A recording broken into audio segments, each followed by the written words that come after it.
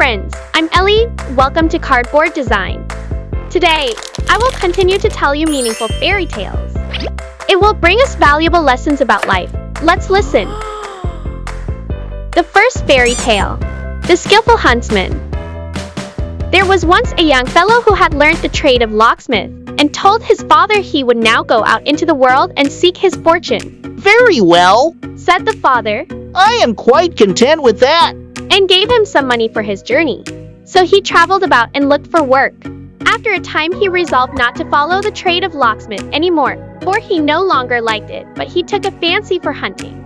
Then there met him in his rambles a huntsman dressed in green, who asked whence he came and whither he was going. The youth said he was a locksmith's apprentice, but that the trade no longer pleased him, and he had a liking for huntsmanship. Would he teach it to him? Oh, yes, Said the huntsman. if thou wilt go with me. Then the young fellow went with him, bound himself to him for some years, and learned the art of hunting. After this he wished to try his luck elsewhere, and the huntsman gave him nothing in the way of payment but an air gun, which had, however, this property, that it hit its mark without fail whenever he shot with it.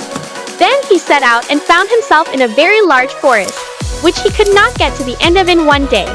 When evening came, he seated himself in a high tree in order to escape from the wild beasts.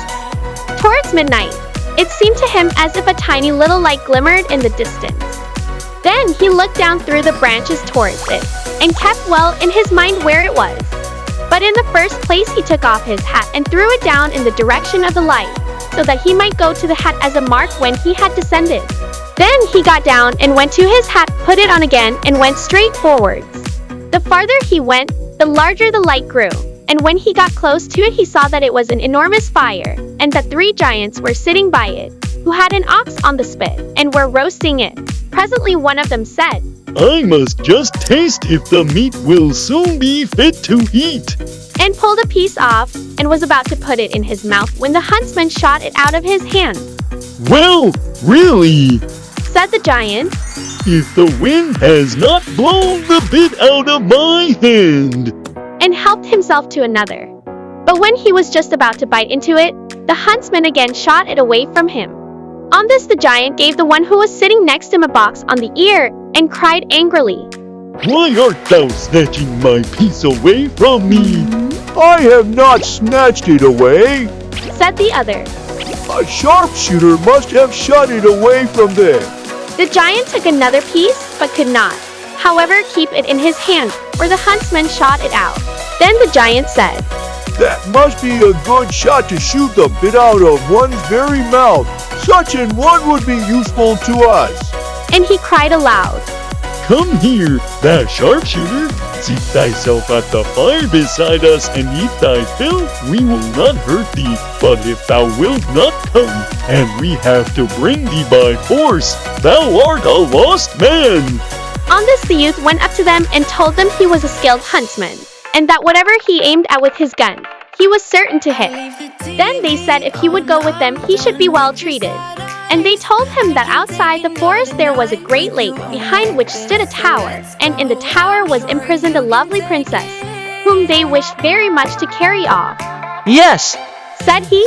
I will soon get her for you.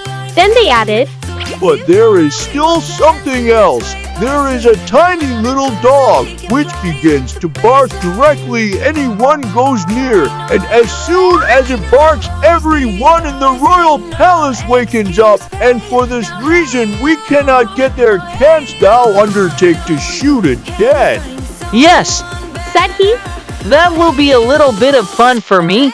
After this he got into a boat and rowed over the lake, and as soon as he landed, the little dog came running out and was about to bark, but the huntsman took his air gun and shot it dead. When the giants saw that, they rejoiced, and thought they already had the king's daughter saved, but the huntsman wished first to see how matters stood, and told them that they must stay outside until he called them. Then he went into the castle, and all was perfectly quiet within, and everyone was asleep. When he opened the door of the first room, a sword was hanging on the wall which was made of pure silver, and there was a golden star on it, and the name of the king, and on a table near it lay a sealed letter which he broke open. And inside it was written that whosoever had the sword could kill everything which opposed him. So he took the sword from the wall, hung it at his side, and went onwards, Then he entered the room where the king's daughter was lying sleeping, and she was so beautiful that he stood still and, holding his breath, looked at her. He thought to himself, How can I give an innocent maiden into the power of the wild giants who have evil in their minds? He looked about further, and under the bed stood a pair of slippers. On the right one was her father's name with a star, and on the left her own name with a star. She wore also a great neck kerchief of silk embroidered with gold, and on the right side was her father's name, and on the left her own, all in golden letters. Then the huntsman took a pair of scissors and cut the right corner off, and put it in his knapsack. And then he also took the right slipper with the king's name, and thrust that in. Now the maiden still lay sleeping, and she was quite sewn into her nightdress, and he cut a morsel from this also, and thrust it in with the rest, but he did all without touching her. Then he went forth and left her lying asleep undisturbed, and when he came to the gate again, the giants were still standing outside waiting for him, and expecting that he was bringing the princess. But he cried to them that they were to come in, for the maiden was already in their power, that he could not open the gate to them, but there was a hole through which they must creep. Then the first approached, and the huntsman wound the giant's hair round his hand, pulled the head in, and cut it off at one stroke with his sword, and then drew the rest of him in. He called to the second and cut his head off likewise, and then he killed the third also, and he was well pleased that he had freed the beautiful maiden from her enemies, and he cut out their tongues and put them in his knapsack. Then thought he, I will go home to my father and let him see what I have already done, and afterwards I will travel about the world. The luck which God is pleased to grant me will easily find me. But when the king in the castle awoke, he saw the three giants lying there dead. So he went into the sleeping room of his daughter, awoke her, and asked who could have killed the giants. Then said she, Dear father, I know not, I have been asleep. But when she arose and would have put on her slippers, the right one was gone, and when she looked at her neck kerchief it was cut, and the right corner was missing, and when she looked at her nightdress a piece was cut out of it. The king summoned his whole court together, soldiers and everyone else who was there, and asked who had set his daughter at liberty and killed the giants. Now it happened that he had a captain, who was one-eyed and a hideous man, and he said that he had done it. Then the old king said that as he had accomplished this, he should marry his daughter. But the maiden said, Rather than marry him, dear father, I will go away into the world as far as my legs can carry me. But the king said that if she would not marry him, she should take off her royal garments and wear peasant's clothing, and go forth, and that she should go to a potter, and begin a trade in earthen vessels. So she put off her royal apparel, and went to a potter and borrowed crockery enough for a stall, and she promised him also that if she had sold it by the evening, she would pay for it. Then the king said she was to seat herself in a corner with it and sell it, and he arranged with some peasants to drive over it with their carts, so that everything should be broken into 1,000 pieces. When therefore the king's daughter had placed her stall in the street, by came the carts, and broke all she had into tiny fragments. She began to weep and said, Alas, how shall I ever pay for the pots now? The king had, however, wished by this to force her to marry the captain, but instead of that, she again went to the potter, and asked him if he would lend to her once more. He said, No, she must first pay for the things she had already had. Then she went to her father and cried and lamented, and said she would go forth into the world.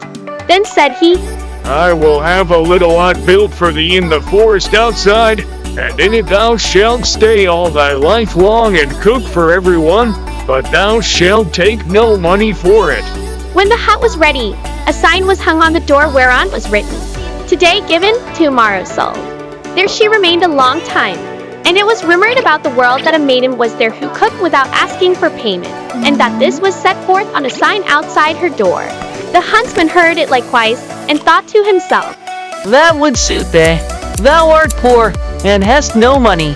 So he took his air gun and his knapsack, wherein all the things which he had formerly carried away with him from the castle as tokens of his truthfulness were still lying, and went into the forest, and found the hut with the sign, Today given, tomorrow sold. He had put on the sword with which he had cut off the heads of the three giants, and thus entered the hut, and ordered something to eat to be given to him. He was charmed with a beautiful maiden, who was indeed as lovely as any picture. She asked him whence he came and whither he was going, and he said, I am roaming about the world. Then she asked him where he had got the sword, for that truly her father's name was on it. He asked her if she were the king's daughter. "Yes," answered she. With this sword, Said he, did I cut off the heads of 3 giants? and he took their tongues out of his knapsack in proof.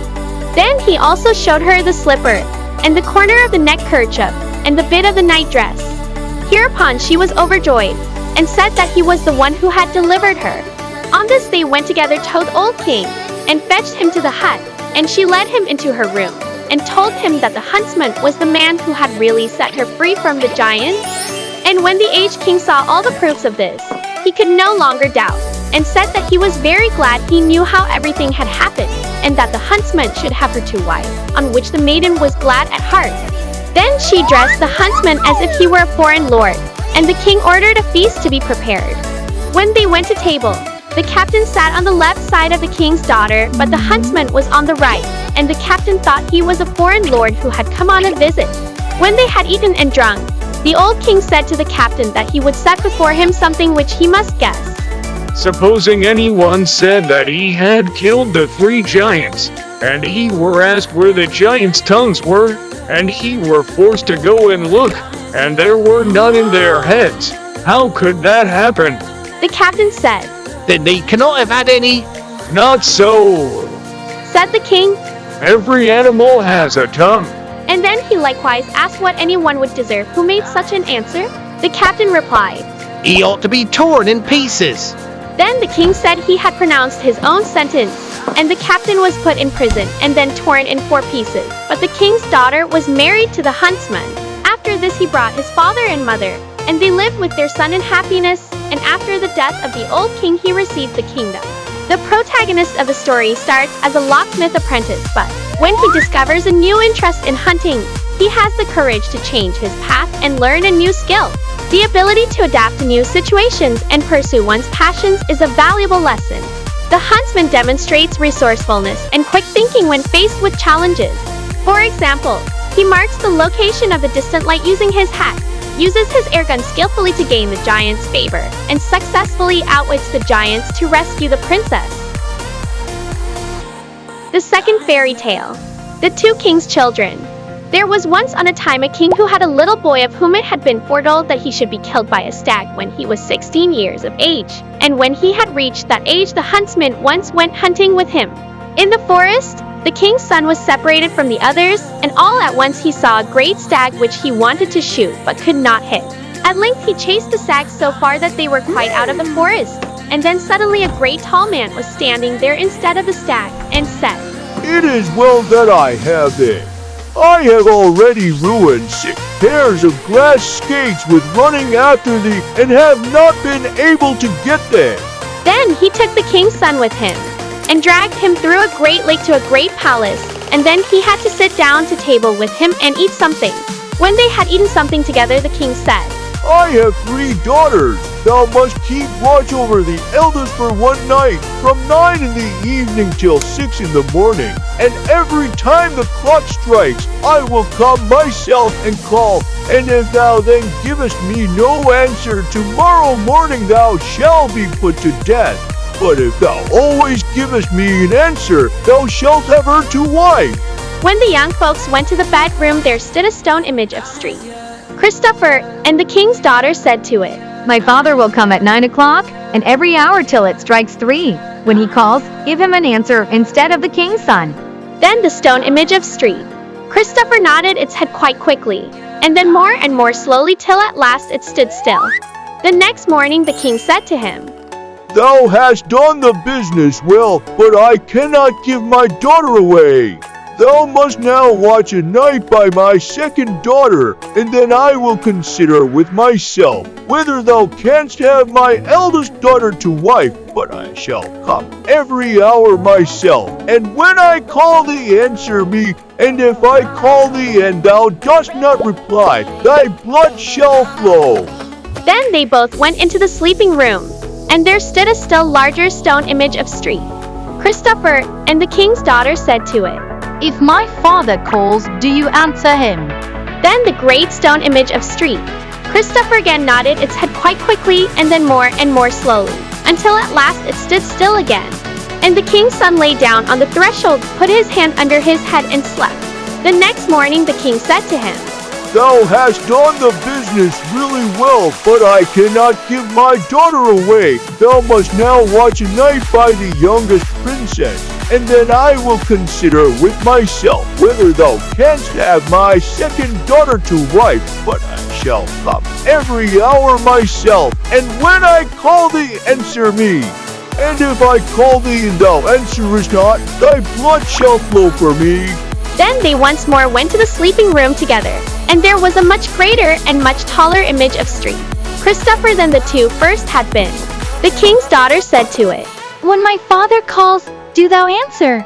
Then the great tall stone image of street, Christopher nodded quite half an hour with its head, until at length the head stood still again.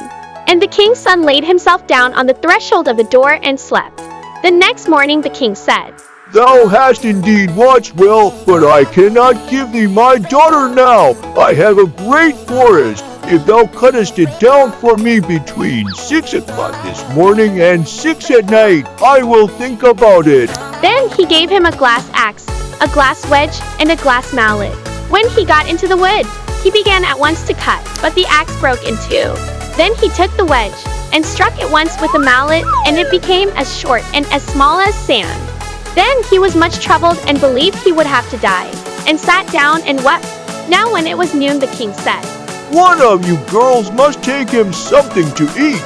No, said the two eldest. we will not take it to him. The one by whom he last watched can take him something.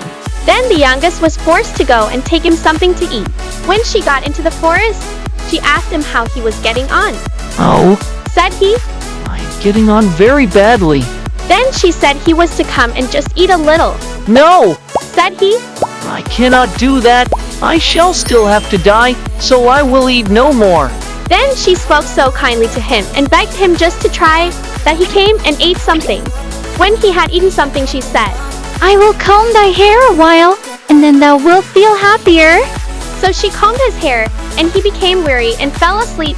And then she took her handkerchief and made a knot in it, and struck it 3 times on the earth, and said, Earth workers, come forth. In a moment, numbers of little earth men came forth, and asked what the king's daughter commanded. Then said she, In 3 hours' time the great forest must be cut down, and the whole of the wood laid in heaps. So the little earth men went about and got together the whole of their kindred to help them with the work. They began at once, and when the 3 hours were over, all was done. And they came back to the king's daughter and told her so. Then she took her white handkerchief again and said, Earth workers, go home. On this they all disappeared. When the king's son awoke, he was delighted, and she said, Come home when it has struck 6 o'clock. He did as she told him. And then the king asked, Hast thou made away with the forest? Yes, said the king's son. When they were sitting at table, the king said, I cannot yet give thee my daughter to wife. Thou must still do something more for her sake. So he asked what it was to be. Then, I have a great fish pond. said the king, Thou must go to it tomorrow morning and clear it of all mud until it is as bright as a mirror, and fill it with every kind of fish. The next morning the king gave him a glass shovel and said, The fish pond must be done by 6 o'clock. So he went away. And when he came to the fish pond, he stuck his shovel in the mud and it broke in two. Then he stuck his hoe in the mud and broke it also. Then he was much troubled. At noon the youngest daughter brought him something to eat and asked him how he was getting on. So the king's son said everything was going very ill with him, and he would certainly have to lose his head. my tools have broken to pieces again. Oh, Said she, thou must just come and eat something, and then thou wilt be in another frame of mind. No, said he. I cannot eat. I am far too unhappy for that. Then she gave him many good words until at last he came and ate something. Then she combed his hair again, and he fell asleep. So once more she took her handkerchief, tied a knot in it, and struck the ground thrice with the knot, and said, Earth workers, come forth. In a moment a great many little earth men came and asked what she desired. and she told them that in 3 hours' time, they must have the fish pond entirely cleaned out, and it must be so clear that people could see themselves reflected in it, and every kind of fish must be in it. The little Earthmen went away and summoned all their kindred to help them, and in 2 hours it was done. Then they returned to her and said, We have done as thou hast commanded. The king's daughter took the handkerchief and once more struck thrice on the ground with it, and said, Earth workers, go home again. Then they all went away. When the king's son awoke, the fish pond was done. Then the king's daughter went away also, and told him that when it was 6 he was to come to the house. When he arrived at the house, the king asked, Hast thou got the fish pond done? Yes. said the king's son. That was very good. When they were again sitting at table, the king said, Thou hast certainly done the fish pond, but I cannot give thee my daughter yet. Thou must just do one thing more. What is that, then? asked the king's son. The king said he had a great mountain on which there was nothing but briars, which must all be cut down, and at the top of it the youth must build up a great castle, which must be as strong as could be conceived, and all the furniture and fittings belonging to a castle must be inside it. And when he arose next morning, the king gave him a glass axe and a glass gimlet with him, and he was to have all done by 6 o'clock. As he was cutting down the first briar with the axe, it broke off short, and so small that the pieces flew all round about, and he could not use the gimlet either. Then he was quite miserable, and waited for his dearest to see if she would not come and help him in his need. When it was midday, she came and brought him something to eat. He went to meet her and told her all, and ate something, and let her comb his hair and fell asleep. Then she once more took the knot and struck the earth with it, and said, Earth workers, come forth. Then came once again numbers of earthmen, and asked what her desire was. Then said she, In the space of 3 hours they must cut down the whole of the briars, and a castle must be built on the top of the mountain that must be as strong as anyone could conceive, and all the furniture that pertains to a castle must be inside it. They went away, and summoned their kindred to help them, and when the time was come, all was ready. Then they came to the king's daughter and told her so, and the king's daughter took her handkerchief and struck thrice on the earth with it, and said, Earth workers, go home. On which they all disappeared. When therefore the king's son awoke and saw everything done, he was as happy as a bird in air. When it had struck 6, they went home together. Then said the king, Is the castle ready? Yes. said the king's son. When they sat down to table, the king said, I cannot give away my youngest daughter until the 2 eldest are married. Then the king's son and the king's daughter were quite troubled, and the king's son had no idea what to do. But he went by night to the king's daughter and ran away with her. When they had got a little distance away, the king's daughter peeped round and saw her father behind her. Oh, Said she, what are we to do? My father is behind us and will take us back with him. I will at once change thee into a briar and myself into a rose, and I will shelter myself in the midst of the bush. When the father reached the place, there stood a briar with 1 rose on it. Then he was about to gather the rose, when the thorn came and pricked his finger so that he was forced to go home again. His wife asked why he had not brought their daughter back with him. So he said he had nearly got up to her, but that all at once he had lost sight of her, and a briar with 1 rose was growing on the spot. Then said the queen, If thou hadst but gathered the rose, the briar would have been forced to come too. So he went back again to fetch the rose, but in the meantime the 2 were already far over the plain, and the king ran after them. Then the daughter once more looked round and saw her father coming, and said, Oh, what shall we do now? I will instantly change thee into a church and myself into a priest, and I will stand up in the pulpit and preach. When the king got to the place, there stood a church, and in the pulpit was a priest preaching. So he listened to the sermon, and then went home again. Then the queen asked why he had not brought their daughter with him, and he said, No, I ran along time after her, and just as I thought I should soon overtake her, a church was standing there and a priest was in the pulpit preaching. Thou shouldst just have brought the priest, said his wife. and then the church would soon have come. It is no use to send thee. I must go there myself. When she had walked for some time, and could see the two in the distance, the king's daughter peeped round and saw her mother coming, and said, Now we are undone, for my mother is coming herself. I will immediately change thee into a fish pond and myself into a fish. When the mother came to the place, there was a large fish pond, and in the midst of it a fish was leaping about and peeping out of the water, and it was quite merry. She wanted to catch the fish, but she could not. Then she was very angry, and drank up the whole pond in order to catch the fish, but it made her so ill that she was forced to vomit, and vomited the whole pond out again. Then she cried, I see very well that nothing can be done now, and said that now they might come back to her. Then the king's daughter went back again, and the queen gave her daughter 3 walnuts, and said, With these thou canst help thyself when thou art in thy greatest need. So the young folks went once more away together. And when they had walked quite 10 miles, they arrived at the castle from whence the king's son came, and close by it was a village. When they reached it, the king's son said, Stay here, my dearest. I will just go to the castle, and then will I come with a carriage and with attendants to fetch thee. When he got to the castle, they all rejoiced greatly at having the king's son back again. And he told them he had a bride who was now in the village, and they must go with the carriage to fetch her. Then they harnessed the horses at once, and many attendants seated themselves outside the carriage.